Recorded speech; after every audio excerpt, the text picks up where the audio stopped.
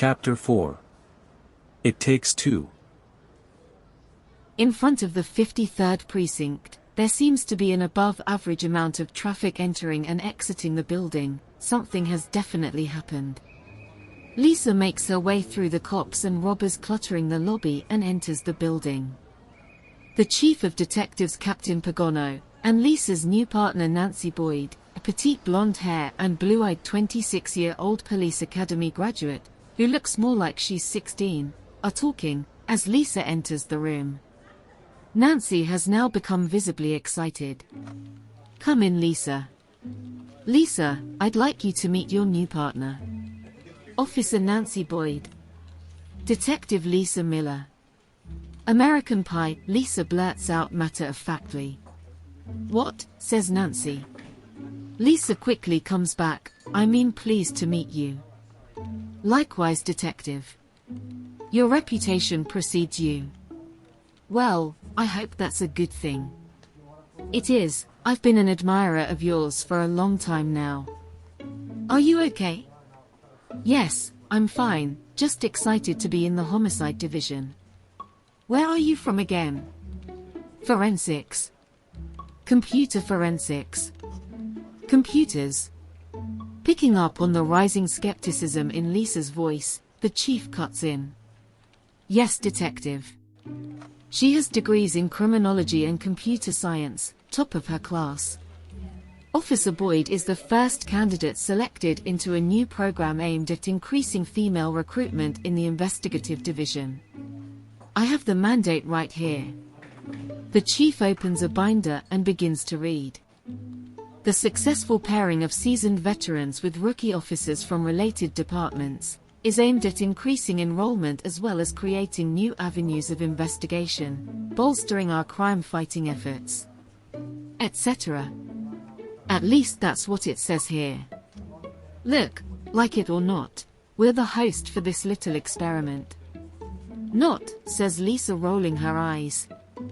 "When I first heard about the program, I couldn't wait to meet you and have an opportunity to learn from someone with such an extensive arrest record." "Really?" "Okay," Lisa sarcastically retorts. The phone rings, the captain answers and then writes something down.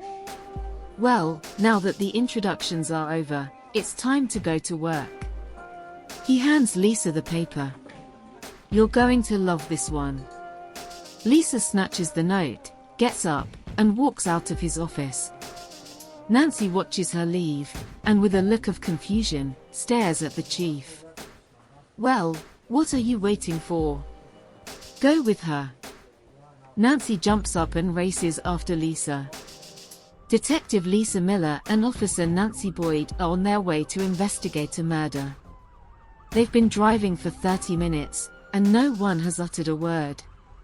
Nancy breaks the silence. "Are we really going to the scene of a homicide? I've never actually seen a dead body before. Is it really as bad as they?" "Enough already," Lisa snaps. "You can cut the bullshit Alice in Wonderland routine. Female recruitment program, my ass. Come on, Pie, who do you really work for?" "It has to be IAD, but what would Internal Affairs want with me? I haven't broken any laws lately." Nancy begins to laugh hysterically. "What's so damn funny?" Continuing to laugh. "Alice in Wonderland. My middle name is Alice. Are you fucking with me right now?" Nancy, realizing that Lisa has seen through her facade, gathers herself and takes on a more serious tone.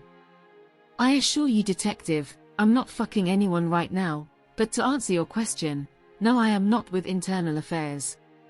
But if there's something you'd like to get off your chest, I'm all ears." Lisa pauses, then gets very serious. "Actually, Pie, there is something I'd like to confess." "Go on, detective." "I did something a while back that I'm not very proud of, and it's eating me up inside." Nancy pauses, then considers what she is about to say. "I know I don't have a lot of experience, but I'm reading this book right now, and the author says there is nothing more important than being your true authentic self. The truth can be a burden sometimes, but it can also set you free. So if you ever want to talk, I'm here for you. So, go on, detective. I voted for Donald Trump. What? I know. What was I thinking? I must have been drunk or something. Wait, I was drunk. Does that make me a bad person? Wait. That's your confession. Wow, you were right, I do feel better. Thanks. Nancy just stares at Lisa in disgust. What? Lisa and Nancy arrive at the crime scene, a two-story private home in Queens. NYPD Blue, EMS, as well as the medical examiner are already on site. Lisa goes to the trunk of her car and grabs 2 flashlights, 2 pairs of latex gloves, and a disposable filtration mask that she tosses to Nancy. What's this for? Well, seeing as how you're a virgin in all, I thought you might need some protection. Very funny, detective. You know all of this is going in my report. Shit, I hope so.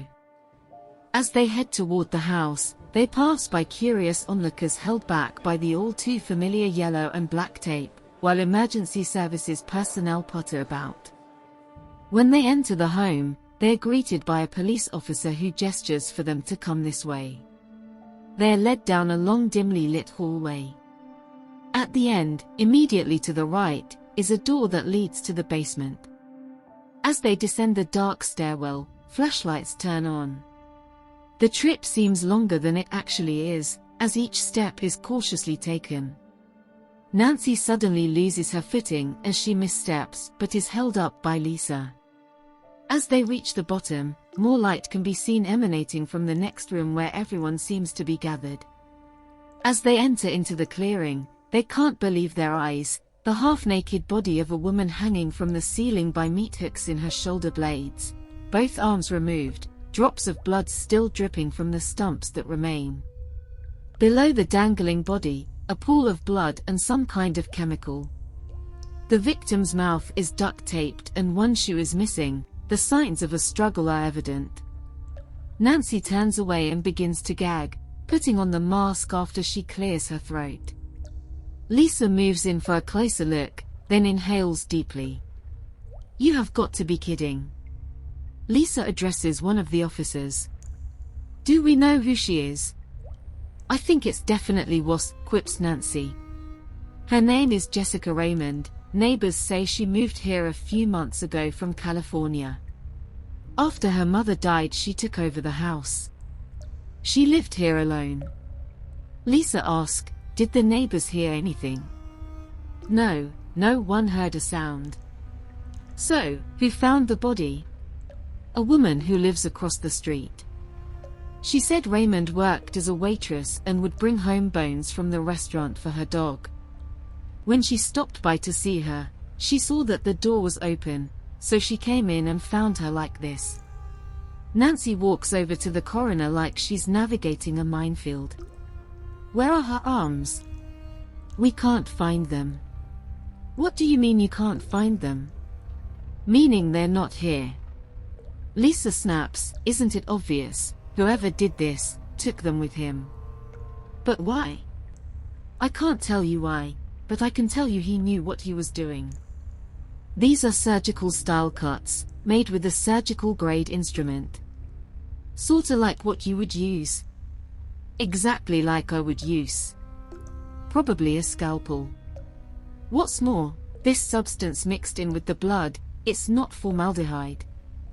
I need to run a test, but I'm certain it's embalming fluid. This guy has access to medical equipment and materials. Then again, you can get anything online these days. Lisa turns her attention back to the police officer. Have you found any prints? We can't be sure they're hers, but all we've found so far are prints that are consistent with the hand of a female. All right. Officer Boyd, take a look around the rest of the house, see if she had a laptop or desktop. Did we recover a cell phone? That is your area of expertise, see what you can find out. Maybe she knew him. Maybe they were exchanging messages. Where are you going? To talk to the neighbors. I cannot believe that no one heard or saw anything.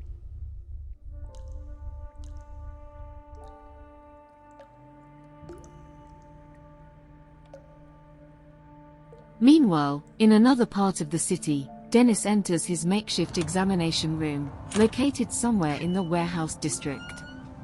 In the daytime, the industrial park is bustling with traffic, but at night, the whir of multiple refrigeration units is all that can be heard. In the middle of the room, there's a large metal table with the outline of a woman's body imprinted on the surface. Dennis walks over to the table and puts 2 bags on the counter, one large, one small. Out of the large bag he pulls a left and a right arm and puts them in their respective places atop the imprint. Suddenly a wave of pain surges through his body. Dennis grabs his head and drops to his knees. He feels the back of his neck and notices a lump. It feels wet. He looks at his hand and his palm is filled with a pus-like fluid. He wipes it on his shirt. He then reaches into the small bag and pulls out the severed head of who he believes is his foster mother, Carol Stanton. He places the head in its respective place on the imprint. He pulls up a chair and begins to talk to the severed head.